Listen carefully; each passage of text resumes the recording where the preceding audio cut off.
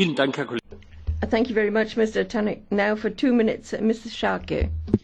Mr President, High Representative, Special Representative and colleagues, today's debate about human rights in the world comes at a time of growing pressure on the universality of human rights, from the banning and intimidation of civil society to attacks on human rights defenders, journalists and bloggers, or restrictions of the free expression of LGBTIs, artists and those who demonstrate peacefully.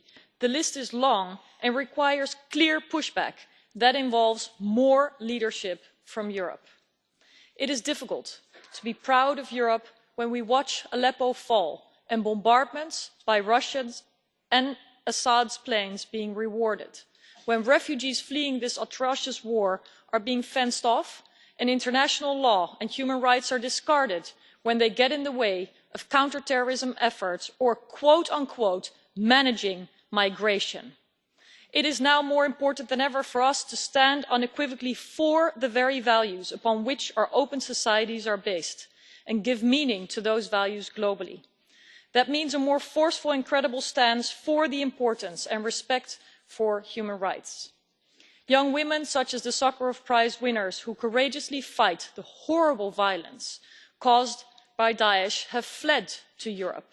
But imagine the many who have spent years in refugee camps now, who have been married off and who have absolutely no perspective.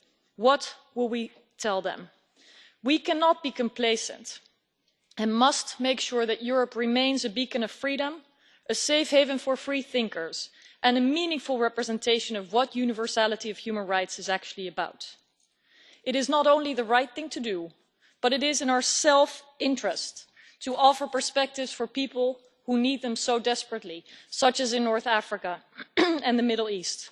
And I therefore urge you, as my final comment, to avoid deals like the one made with Turkey and now being copied with countries like Mali, to avoid a situation where the EU's foreign policy becomes a mere instrument of managing migration without having a clear focus on the need to defend and protect human rights. That is what we should have much more attention for and prioritise in our foreign policy. Thank you.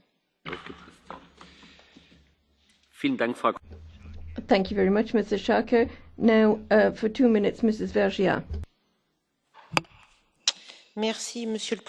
Thank you, President. I'd also like to thank our rapporteur for the efforts to reconcile